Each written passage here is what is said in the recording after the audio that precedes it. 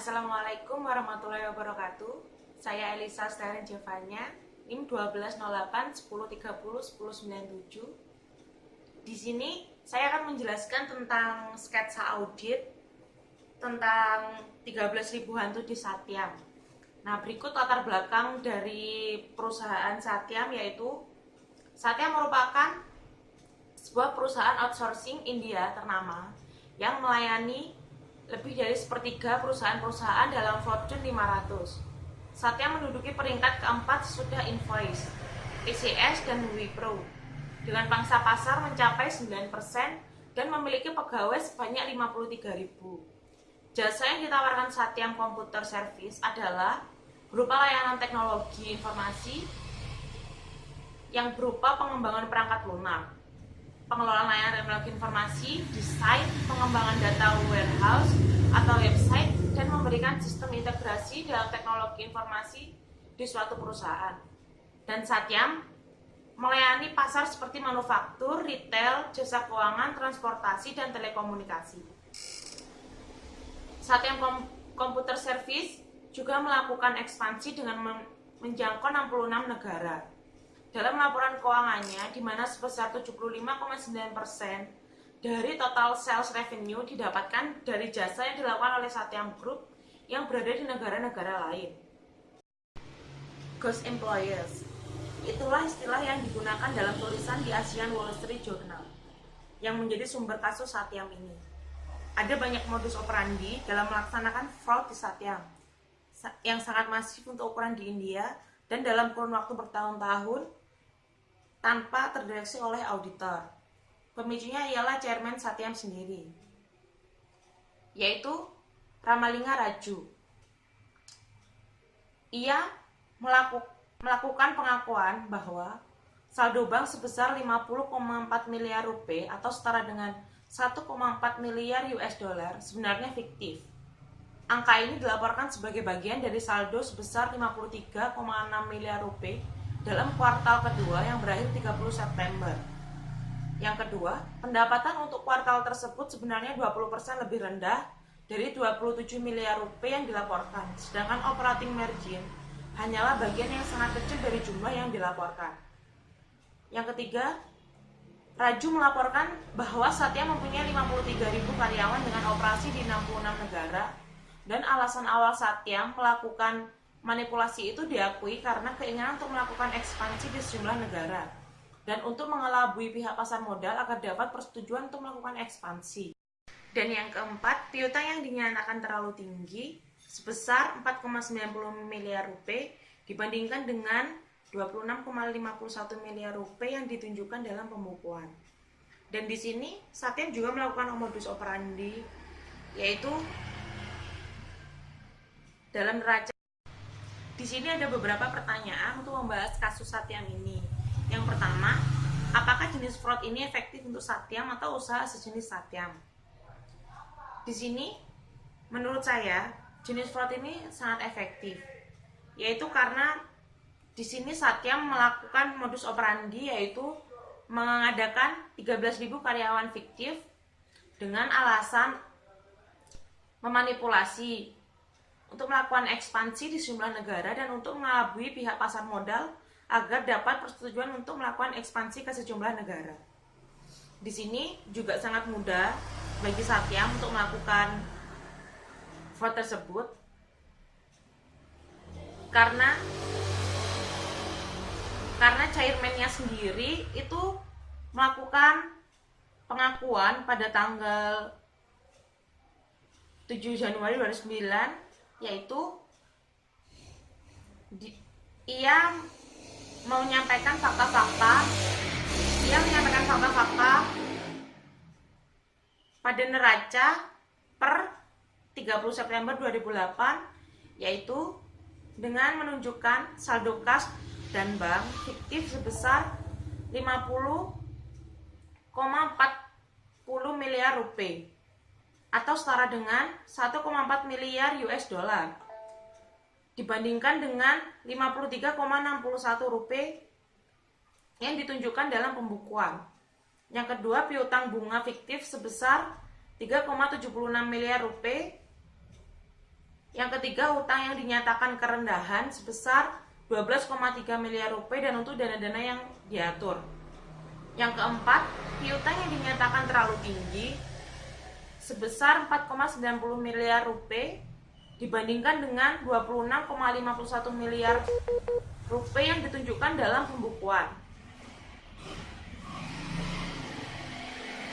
Dan di sini dana-dana fiktif itu tadilah yang mensukseskan modus 13.000 karyawan fiktif yang dilakukan oleh Satyam tersebut. Pertanyaan yang kedua yaitu, apakah Anda setuju dengan pengacara bahwa sangat sulit mengatur rekening bank dari 13.000 karyawan? Menurut saya tidak sulit, karena Satyam sendiri untuk kuartal September itu melaporkan pendapatan sebesar 27 miliar rupiah dan margin usaha sebesar 6,49 miliar rupiah, dan itu 24% dari pendapatan. Dan pendapatan seharusnya yaitu 21,12 miliar rupiah dan margin usaha seharusnya 610 juta, 3% dari pendapatan. Ini mengakibatkan saldo cash bank fiktif meningkat sebesar 5,88 miliar rupiah dalam kuartal kedua saja.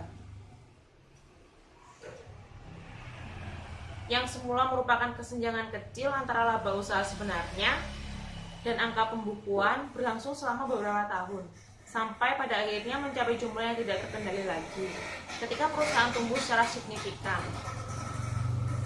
Di sini perbedaan antara laba sebenarnya dan laba yang ada dalam pembukuan menjadi lebih menonjol lagi karena perusahaan harus menambah resource dan aset untuk mendukung tingkat usaha yang lebih tinggi lagi, dan ini tercermin dalam kenaikan biaya dan beban secara signifikan. Jadi di sini tidaklah sulit untuk mengatur rekening bank dari 13.000 karyawan, karena dari Satyam sendiri menggunakan modus operandi untuk mengelabui cash and bank yang fiktif. Pertanyaan yang ketiga yaitu, jika modus 13.000 karyawan fiktif memang dilakukan Satyam, jelaskan fraud apa yang dilaksanakan dengan sukses besar. Di sini Ramalinga Raju menyampaikan fakta-fakta sebagai berikut, yaitu tentang kesalahan pada neraca per 30 September 2008 yang menunjukkan saldo cash and bank fiktif sebesar 50,40 miliar rupiah atau setara dengan 1,4 miliar US dollar dibandingkan dengan sesungguhnya yaitu 53,61 miliar rupiah yang ditunjukkan dalam pembukuan. Yang kedua, piutang bunga yaitu fiktif sebesar 3,76 miliar. Yang ketiga, utang yang dinyatakan kerendahan sebesar 12,3 miliar rupiah dan untuk dana-dana yang diatur oleh Ramalinga Raju sendiri. Yang keempat, piutang yang dinyatakan terlalu tinggi yaitu sebesar 4,90 miliar rupiah dibandingkan dengan sesungguhnya yaitu 26,51 miliar rupiah yang ditunjukkan dalam pembukuan. Pertanyaan yang keempat yaitu, apakah sulit atau mudah bagi auditor untuk mendeteksi 13.000 karyawan fiktif di perusahaan tersebut? Sebenarnya tidak sulit bagi auditor untuk mendeteksi 13.000 karyawan fiktif tersebut, asalkan auditor tetap menjaga independensi dan konsistensinya dan serta menjunjung tinggi kode etik para auditor, yaitu para auditor harus menganalisis PI perusahaan apakah sudah sesuai ataukah belum sesuai. Seperti contohnya saja, para auditor harus selalu memverifikasi atau memeriksa dengan benar cash and bank balance dari perusahaan tersebut. Dan juga auditor seharusnya selalu memeriksa baik secara keseluruhan ataupun secara sampel terhadap sejumlah invoice yang terdapat dalam transaksi Satyam. Namun di sini, di kasus ini ditemukan bahwa auditor internal itu melakukan pekerjaannya yaitu auditor internal tidak melakukan pengujian, meneliti atas verifikasi setiap transaksinya mulai dari awal mulai terjadinya transaksi di setiap tahun hingga berakhirnya tahun pelaporan, dan juga tidak pernah memverifikasi atau memeriksa dengan benar cash and bank balance-nya. Sengaja diabaikannya faktur-faktur palsu yang terdapat dalam transaksi-transaksi yang dijalankan oleh Satyam, dan juga tidak pernah melaporkan hasil pekerjaan auditnya kepada komite audit, dan juga di dalam perencanaan auditnya lebih memprioritaskan atas dasar-dasar permintaan chairman, dan juga sejumlah bukti-bukti temuan serius yang ditemukan oleh tim audit secara disengaja diabaikan oleh ketua tim audit. Dengan tidak bekerjanya fungsi auditor internal di dalam pengendalian internal Satyam tersebut, maka terlihat sangat jelas beberapa manipulasi dalam hal tidak diperiksa dengan benar atas invoice yang ada di dalam Satyam. Begitupun juga dilakukan oleh auditor eksternal, yaitu dari PwC yang memeriksa Satyam. Yaitu auditor eksternal tidak pernah melakukan konfirmasi kepada bank yang terkait terhadap saldo bank yang tercantum dalam Satyam. Dan juga auditor eksternal melanggar beberapa peraturan audit, yaitu seperti adanya hubungan istimewa antara PwC selaku auditor eksternal dari Satyam dengan perusahaan Satyam itu sendiri. Namun tetap saja PwC memeriksa Satyam sebagai kliennya. Dan juga tidak pernah memeriksa baik itu secara keseluruhan ataupun secara sampel terhadap sejumlah invoice yang terdapat di transaksi Satyam, dan juga menerima bayaran audit fee. Di sini kesimpulan dari kasus Satyam itu yaitu kasus Satyam Computer Service di India tidak ubahnya dengan kasus Enron, di mana kasus Satyam ini dikenal sebagai Enron di India, di mana hal tersebut terjadi seperti yang tertuang dalam buku yang diterbitkan 7 tahun sebelum kasus Satyam, yang menekankan pentingnya pemulihan kembali public trust atau kepercayaan publik yang merupakan hasil dari karya Samuel A. Diapiasa bersama Robert J. Eccles, yaitu